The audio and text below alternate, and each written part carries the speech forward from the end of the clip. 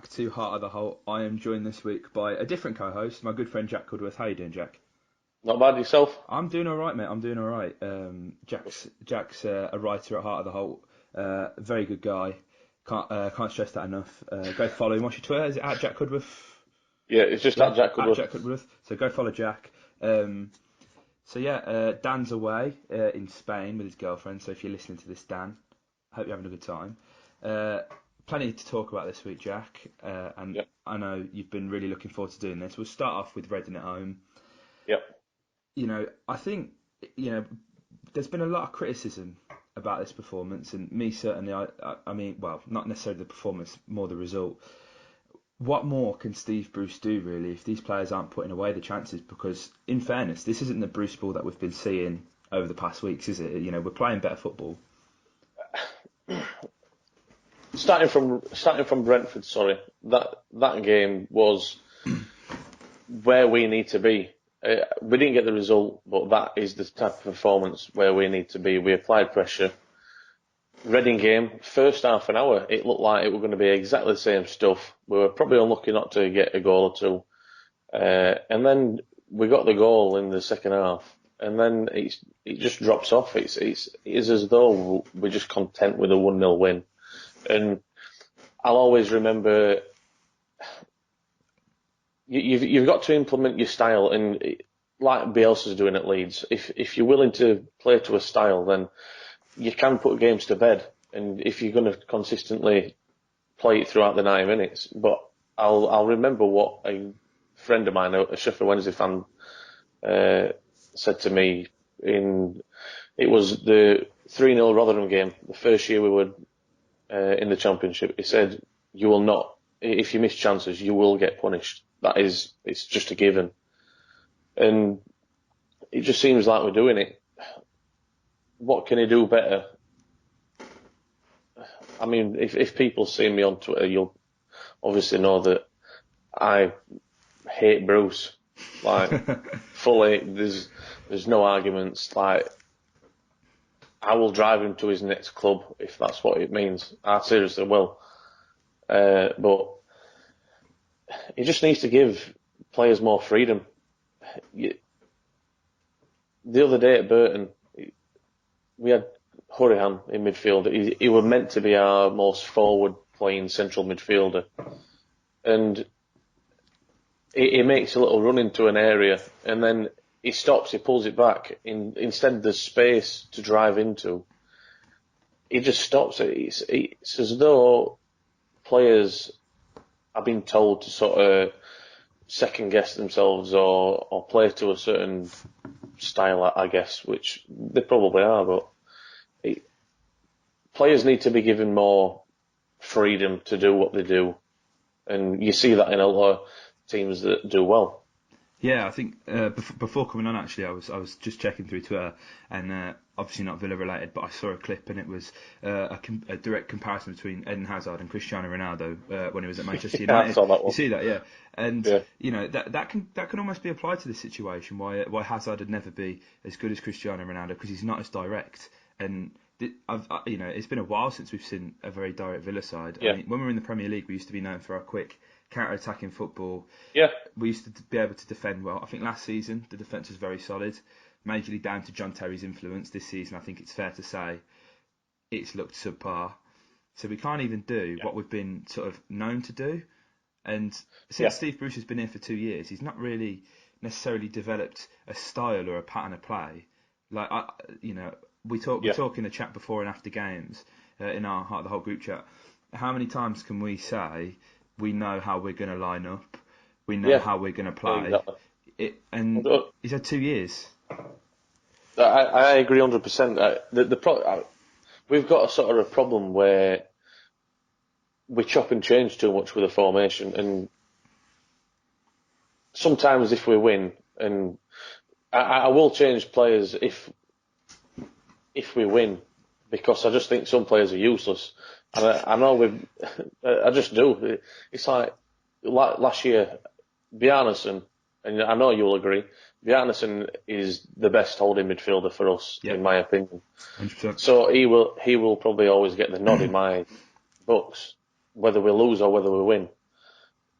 just because I feel he offers a bit more on the ground than Sir Whelan or Yedina. But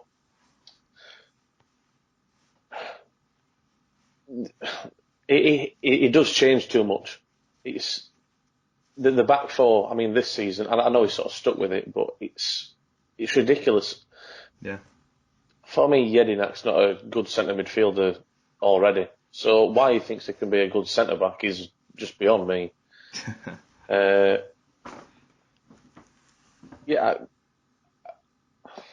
It's a funny one, isn't it? Yeah, it does baffle me. It's, I think that last season we could say, I think it's fair to say, we were too predictable. Yeah. Not only in terms of lineup, but in terms of and I mean, I know like 2 minutes ago I literally said there was no pattern of play, but every team had sussed out Snoddy and Adoma were coming inside, and they were both going to give each other the balls on the back post, and that's how we were going to score goals, and it worked for 10 games. Yeah. But because every single time they had to come inside, because you're playing your inverted wingers, and none of them thought, oh, do you know what? I'll take a gamble and go on the outside. Do you reckon that's like the sort of mentality that Steve Bruce has instilled in his players? Like, you've got to play this way? Because I know a lot of people on Twitter have been slating Adoma recently. If I'm being honest, I don't completely understand why. I think, as I say, he was a bit predictable last season, but him and Codger, every time they play, there seems to be a spark, and I'm on the edge of my seat every time they're playing 1-2s. There was one the other week against Brentford, going slightly back, where they did the little 1-2 just outside the box. Codger just dinked it over the back four. That's that, and he's completely unlocked a defence within seconds with a quick 1-2. Yeah. We don't do that, do we? No, I agree. I can sort of understand some of the criticism with Adoma. I mean, end of last year, to be honest, I thought to the end of last year he was pretty shocking. But then again, if you start a season off as well as he did, it's going to be hard to sort of maintain that level throughout, which is fair enough. But this season, I thought against Brentford he had a very good game. Yeah. It's the way he links up with Grealish is the one that is the best for me. They have an understanding on that left hand side, and when Grealish will run over, and he seems to know when Adoma's going to make the run, and that works for me. And I would quite happily still give him a chance, but you take that to Tuesday night against Burton, and he played on the right, but for some reason we had the same sort of mentality. You said about inverted wingers. These weren't inverted guys apart from El Ghazi, and they were still pushing in field. What needs to happen is you need an understanding between your fullback and winger. Yeah. So if your winger pulls inside, then it just leaves space for your fullback if that winger is trapped by their fullback. That's the problem at the minute, isn't it? Because, again, on the point of inverted players, Alan Hutton at left back, another one who really seemed to split the fans' opinion. Got to be honest, Alan Hutton this season has been nothing less than average, in my opinion. Oof. I honestly think, mate, he's not reached the heights that he reached last year. Whether that's age, I don't know, and as well, playing Tanzabi out of position, there's going to be the people in the comments. Tanzabi can play right back and defensive mid. Whether he can and whether he should is a completely different matter. Yeah. I like Tanzabi, and I think, he's got a lot of criticism for getting forward, putting crosses in the box. I don't think he's bad at that, but he's no El Mohammadi, and I know you don't rate El Mohammadi. No, I really don't. But you can't argue with 2 goals so far this season. I will, yeah. And last season, him and Snodgrass seemed to have that understanding of when to make the runs overlapping when he's coming inside, which we don't really have with Tanzabi at the minute. The thing with El Mohammedi that I have, it's mainly when he plays right back. Going forward, fair enough. Oh, and I just want to put it out there, just before he crosses, nearly every time, it will take a touch to roll it forward a little Yeah. bit. And that, I don't want to swear, but that really annoys me. That's the censored version for you. But no, I can't fault El Mohammedi this year. And Twanzebe at right back, I think he's been growing into it. Last Yeah. couple of games, I thought he had a good game against Reading and Brentford. Yeah, me too. Fair play. But I think for the betterment of the team, you've got to move him to centre half, and you've got to stick either El Mohammedi or James Bree at right back. That being said, I thought James Bree had a very good game at centre back. Hearing that a lot, mate, and Against Burton. he's one that's been sort of shoehorned in plenty of positions. It seems to be Yeah. a trend with Steve Bruce. He's played left back, notably against Cardiff last season when Jack Grealish scored that goal. He's played centre back before. He used to be a central midfielder. He seems like, from seeing where he has played, he seems like a player that's comfortable on the ball. Judging on the last few performances I've personally seen of him, notably Middlesbrough in the playoffs, just constantly trying to get the ball out of his feet, isn't he? And he's a bit nervous. Shaky, yeah. Whether that's down to the occasion or not, I don't know. But Bree, for me, I think Bree sort of represents everything that the modern centre back is in this Premier League era. He's not necessarily the tallest. Neither is James Chester. Good range of passing. Has to be comfortable playing out from the back, which as a fullback he should be able to pass the ball competently as he used to be a midfielder. But do you think it's a risk playing him at centre back against Sheffield United? Big Leon Clark up front. Yeah, I was literally just about to say that. You have got Leon Clark. I mean, I wouldn't start Jedinak. I just think it's fraught with danger. So anything you can do to sort of get him out of the team, I would gladly do. You just got to look back at Sheffield United at home last year, where he did the back pass to Clayton Donaldson, and I know he scored, and that doesn't necessarily make it up, but I think that's the worst game I've ever seen Mile Jedinak at. I just hate it when he puts on a shirt, to be honest. It's funny because he's kind of gone in a lot of fans' mind from hero to zero, hasn't he? Remember, there was a point in time where when he was on the pitch, we couldn't lose. Yeah, but we're playing subpar teams, in my opinion. I mean, he played against Birmingham, and I think, fair enough, you can play against teams like that that's not going to pass the ball on the floor, move it quick around. Fair enough, he almost acts as a third centre back in some cases in that sense, but I am just not a fan. I've never seen him. I mean, even at Crystal Palace, I've never been impressed, and I didn't really want him. But fair play, he has had a good effect in some games, and I will give him that due. But I think you've got to look at Sheffield United. Sheffield United were playing some pretty good football last year. On the ground, move it about quick. They've got two high full-backs. I think the right back is Basham. I can't remember left back. They play a good style of football under Chris Wilder.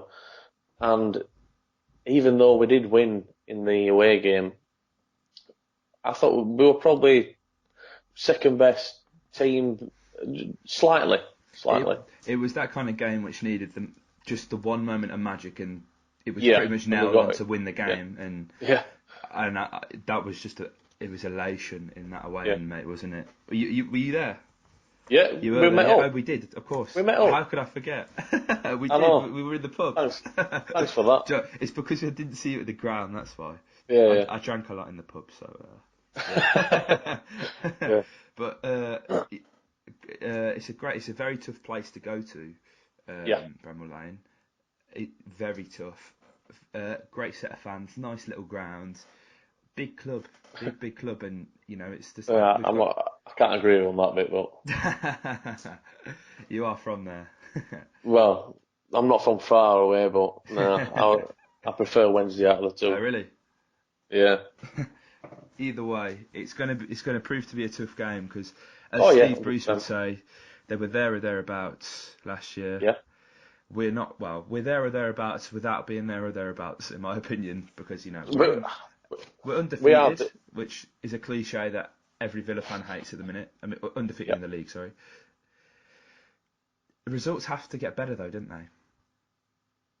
100%, but I think it's more performance. It's I minded drawing to Brentford just because of the back four. I think if you're going to play people in position that it's either not the natural position or that they've not had a good track record of playing, then it's always a risk. Uh, First goal was Axel's fault at right back. He just failed to pick up his man and he got behind him. Second goal, you can make a case for Jedinak or Hutton, either one, but we still look shaky in defence. That being said, our performance was pretty good. We need to get back to that. It's more about the performance than the result. If we start playing good football, I think the results will come. Whereas if we're playing mediocre to sometimes terrible football against average teams who probably won't be up there towards the end of the season, then we've got to worry, because if we can't do it against them, we have no chance against likes of Leeds and Middlesbrough. Middlesbrough don't necessarily play the best kind of football, do they? Though I I'm, mean, if you no, see no, it overnight, no, they don't. But they are up there, and they're getting the win, which is more than can be said for us. yeah. If we are unbelievably solid in defence, and I think that's the reason why we did quite well last year. The back four I picked think itself, didn't it? Yeah. I think if we can get back to a solid back four, then we can afford to not be as flashy and play as good football, because we're not at risk of conceding as many. I think as well we touched on this briefly earlier about team selection. Yeah. If we talk about Burton, which you were there, 4 right backs on the pitch at the same time. Yeah. Who Yeah. fall up to Russian Hepburn Murphy, who's 5'9". Yeah. It weren't good at all. And I mentioned this in the last podcast to Dan. I almost feel like in these games he's almost intentionally doing this to Hepburn Murphy to prove his point of, oh well, the youngsters aren't ready, because that's the one thing we've been calling out for. You know what? I've never really sort of thought about that, but now you make the point, it might be. He talks about this proper football, but if you take it right back to the basics of Sunday League, Yeah. a quick striker will always have the beating of the big centre half if you play the correct way. Yeah, I mean the problem with Burton was they were playing quite a deep defensive line, so it's always going to be hard to get around the back if there's not much space between defence and keeper. So I can see what you're saying, and against a high line that would work, and Edmund Murphy might have left that game with 2 goals, but because they've played deep, then it just constricts space, and then I mean they were a good 6'4", I'd say, both centre halves, especially the left-hand sided one. I can't remember his name, but he was huge. And you're never going to, if you think you're playing balls over the top, it's just not going to work if you're playing deep. That's the problem. And, if we hark back to only 3 weeks ago, we beat this like 4-0. Yeah. And that's what I'm struggling to understand. Because the team that was fielded, you could argue, isn't necessarily, it's not much worse than the one that played. We had a lot of young players that played. Young Corey Blackett-Tyler, who looked very good. Yeah. You know, Gary Gardner even scored in this fixture, for fuck's sake. Gary Gardner. So, Hang on, can we swear in this? yeah.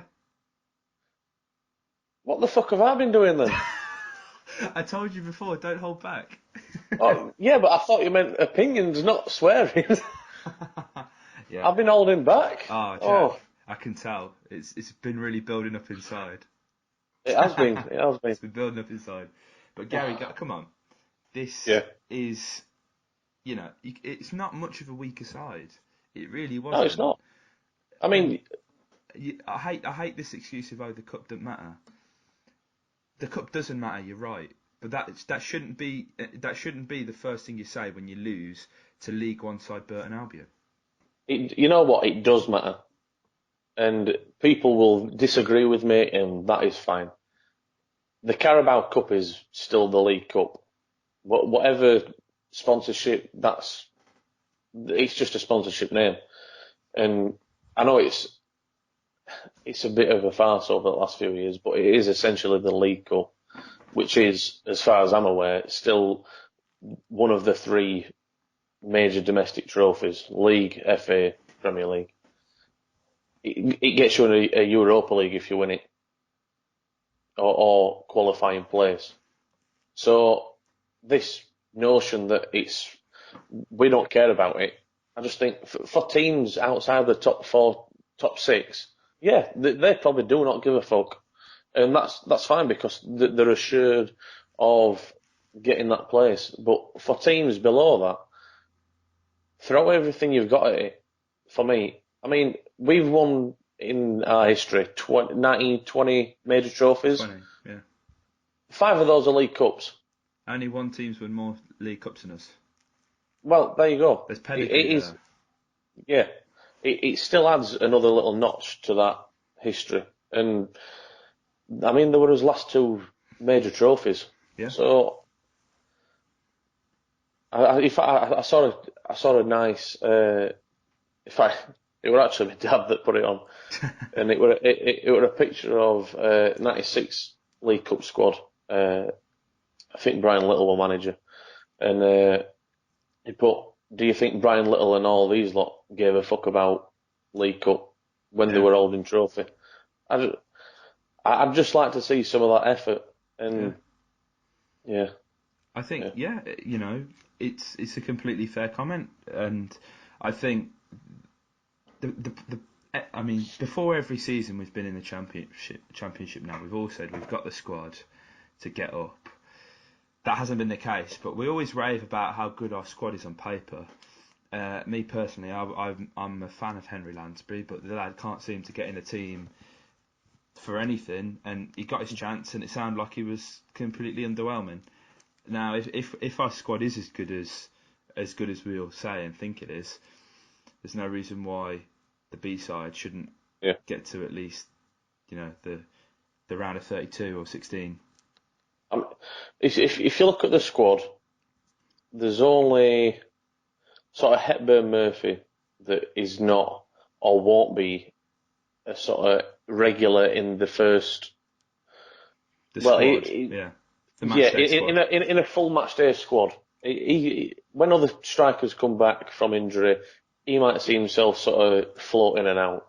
And at the minute he's in, but you look at it, you've got Delat, who I thought had a good pre-season, and I'm not sure why he hasn't started yet. Don't think he is by the sounds of it either. No. Elphick, Bree, and Taylor. Taylor's shocking, by the way. 100% just throw that one in there. Yeah.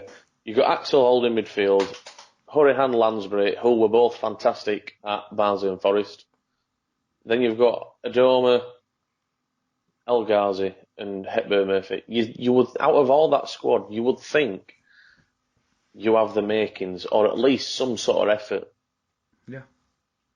Against the League One to do something.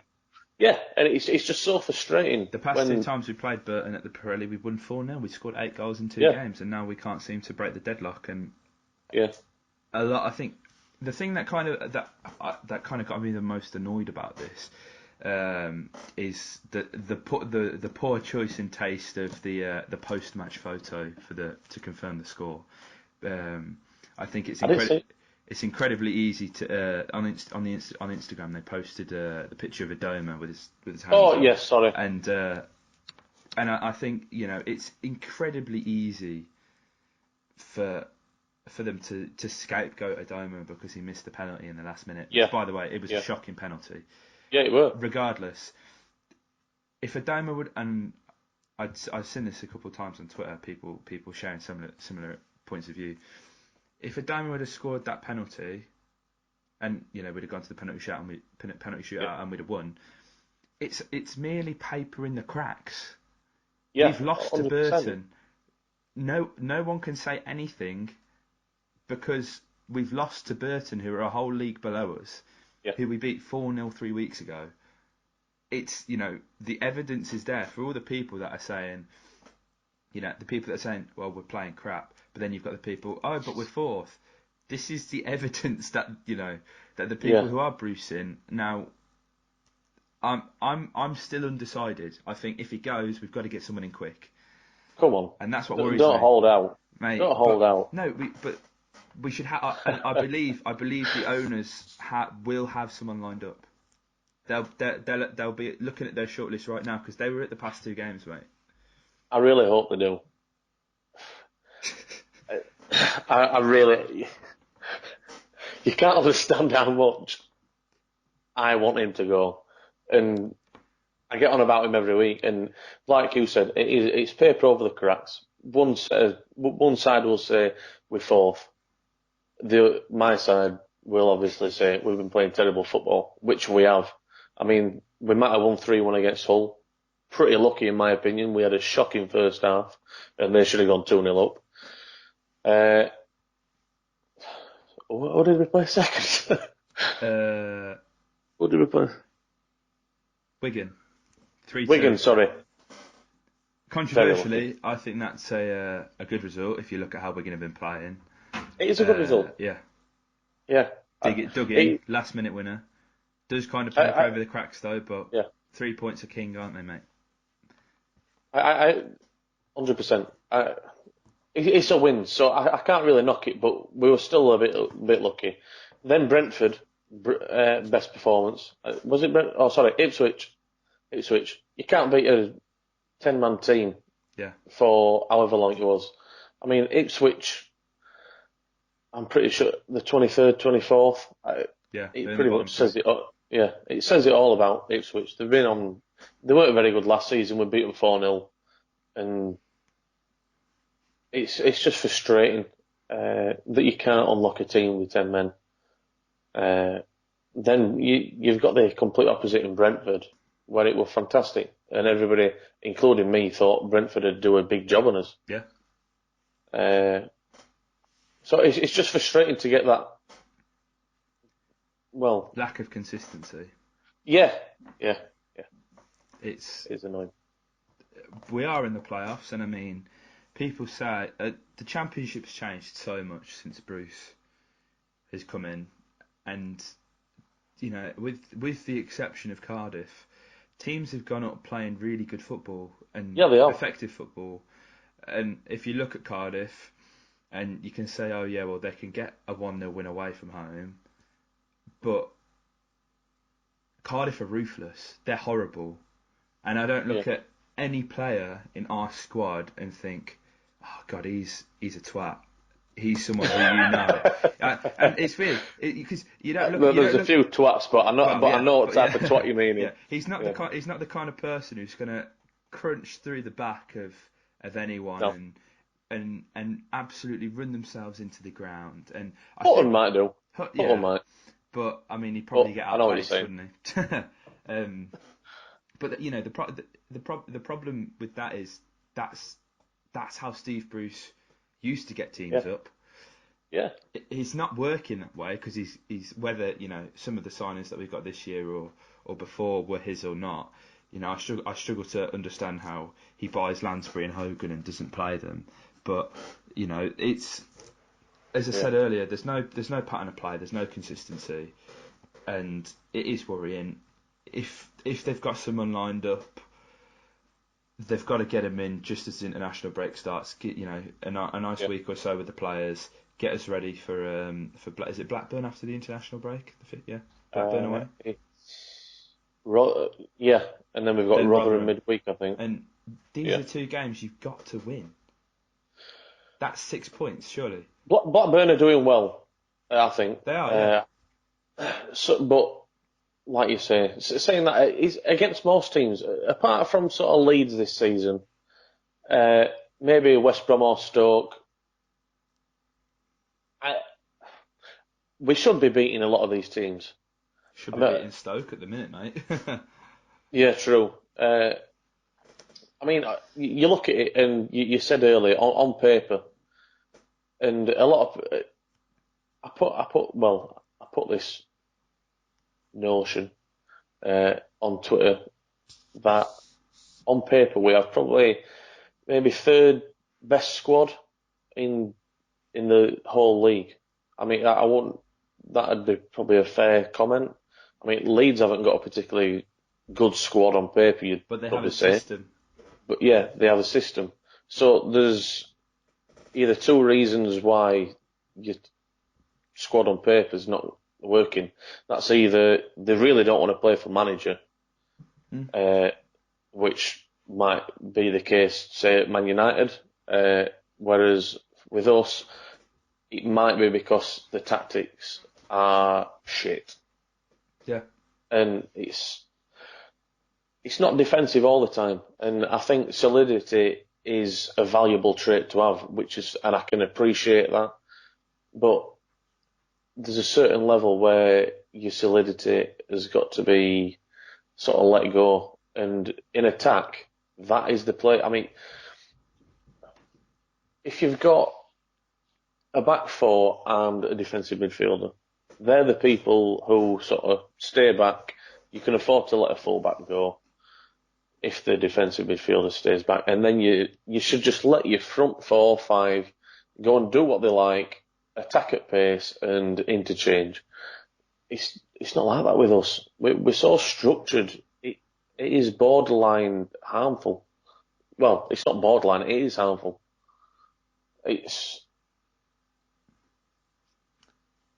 Yeah. Two contrasts. Yeah. It sounds a lot like you're a Di Matteo fan, mate. I am. I bet he's kicking himself, isn't he? Looking at the squad. Yeah. And the money. Yeah.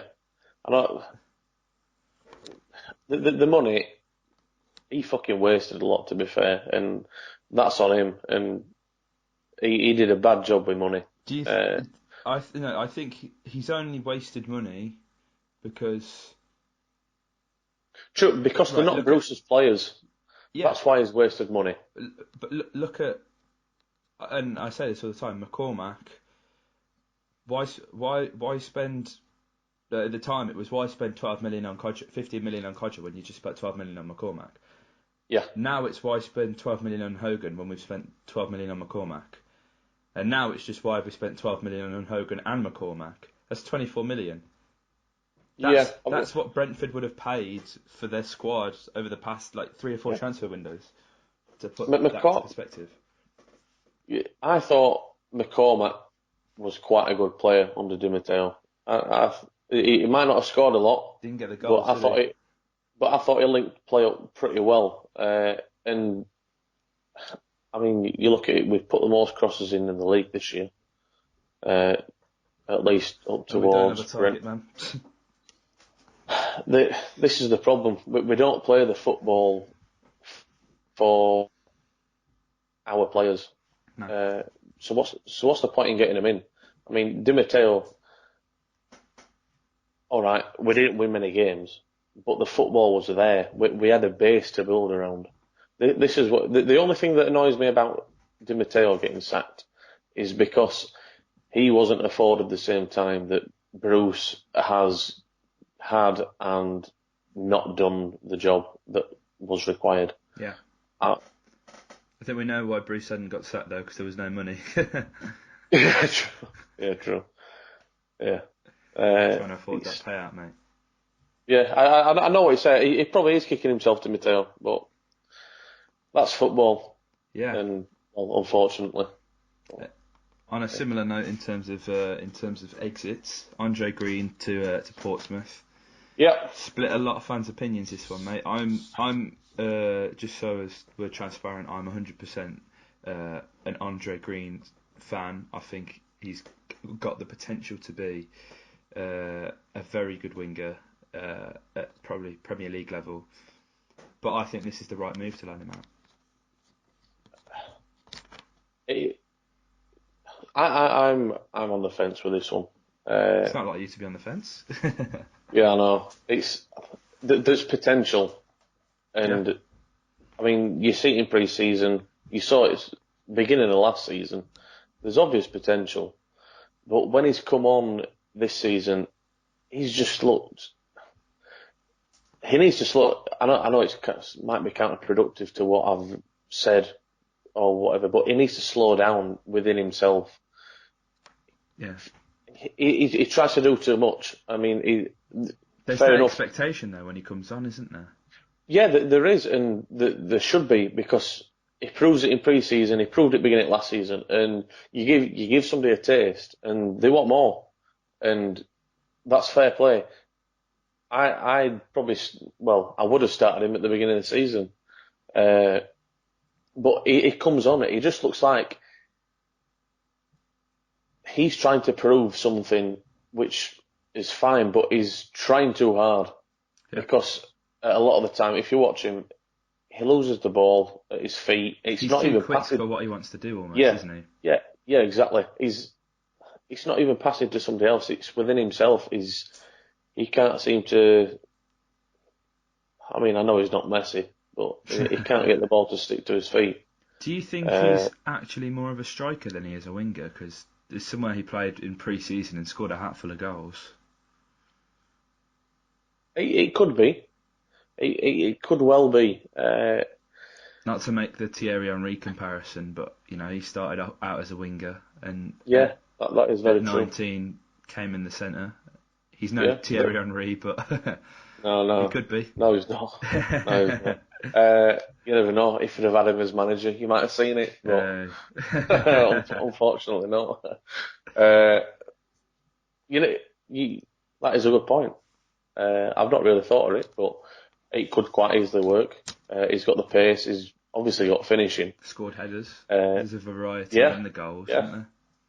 Yeah, he's just a bit erratic, and that's probably from him trying to do too much. It just needs to simplify it down. I think he's a good player, and if we didn't have as many, saying that Adoma hasn't been great this season, and with Balassi not being fully fit at the minute, it might be a little bit too soon. But when's it? Is the deadline today or tomorrow? Tomorrow, mate. Tomorrow. Yeah. So saying that it wouldn't really make a difference, would it? So I would have loaned him out, but if we'd have had a week longer to see, then that'd have been better. But yeah, I guess you've got to sort of just deal with it now he's gone. I'm neither way on it, to be honest. I can see reasoning for both. I do feel a bit sorry for him almost because he's. I mean, last season we kind of said, okay, this is the season for him. He got injured. This really was the season for him, and he got the full pre-season under his belt. And he even said in various interviews, "I'm targeting double figures." I'm fairly confident he'll get double figures at Portsmouth. A lot of Portsmouth fans seem to be really happy with this, and I actually think some of them don't really know what they're in for. I think they've got an absolute gem. It's not that often where you can kind of, and I'd say he's at an age now where he's young, but he's a mature player.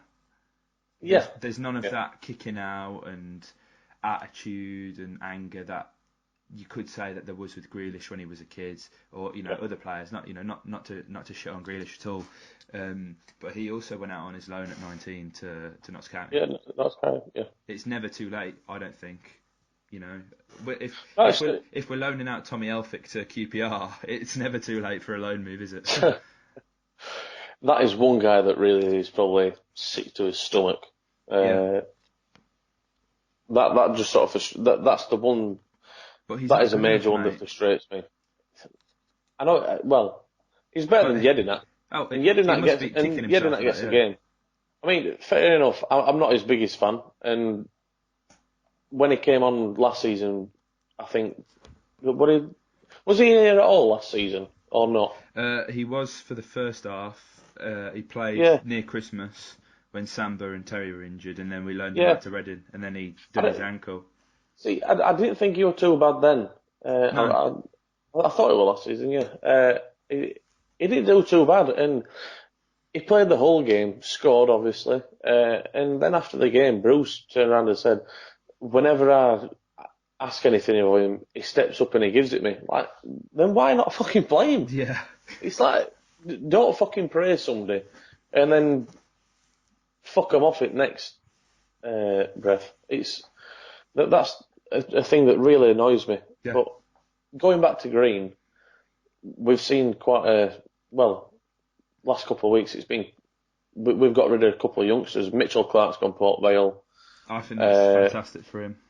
I'm in the Mitchell Clark fan camp. I am. You know what? I'd start him. I'd start him at centre back.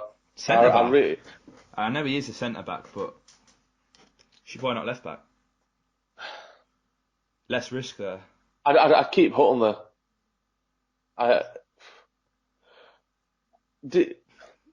You might be able to remember this because I probably won't be able to. I know he played against Wigan in the cup. in Wigan in the cup. Sorry, Yeah. last year. Yeah, I can't remember whether they played centre back or left back. Left back, mate. Was Almost it? scored as well. Yeah. He's a centre back by trade, but he with his style, and I've praised him a lot on this podcast. I've met him a few times actually. Follows me on Instagram. He's a top bloke. Really is. He's the perfect mix between the modern centre half and the old-fashioned centre half, because the kid is fearless, but he's so good on the ball and so quick that he can play full back. And but I love it. I love his crunching tackles. It's in these days where fullbacks sort of convert to a centre half. You see it with Kyle Walker. Yeah. Playing for England, he's moved him in, and it is for that ball playing ability, which is what I saw against Wigan. I'm quite gutted not to see him again. I think Whether you want to play height him, that lets him down as a centre back, it is because he's on the small side, but a very good player. I agree. Mate. I'd be happy to see him play there. I'd be happy to see him play right back, not right back. I was thinking of putting Holte back to right back. Playing him at left back or centre back, either one, I think you can still move the defence round. But yeah, probably now you say probably a left back, and then you can move Axel back to centre back. Yeah. I think he needs consistent football, doesn't he? Yeah. Yeah. I mean, who else has gone at Elmo? I can't remember. Andre Green, Aaron Tishbola's gone to Killy. Oh, I'm not bothered about that one. No, God, it's great. It's funny. It's fun. Like, here's another one who's not worked out, is he? And it was a Steve Clark signing, as he worked with him at Reading. A few years back, actually, I went to go watch an under-23s game with my mates, and after the game, I met him, and we probably stood outside talking to him for about 20 minutes. Top bloke, and he was rehabilitating an injury at the time. And we played Newcastle on the Friday. It was like near the start of the season. I was like, "Oh, you're going to be playing, mate," because we were very thin on midfield options then, and he was hoping to, and he came on and scored a header, and we ended up drawing the game. So I put that down to my intervention with him. I'm a great man manager. You never know. You might have to apply for a Villa job in a few weeks, mate. I think we could do that, couldn't we? Good as cop, long as bad you cop. fit. Yeah. I'll definitely be a bad cop. Definitely, mate. Anyway, I think that about wraps it up, mate. I think we've covered a lot. Really, it's been really great to have you on, mate. For a different kind of podcast. It's been very good. Jack will be with us next week, guys. So if you enjoyed this, hit the like button. If you're listening on SoundCloud, do give us a follow. Comment your thoughts below if you're on YouTube, and subscribe for more. Up the Villa.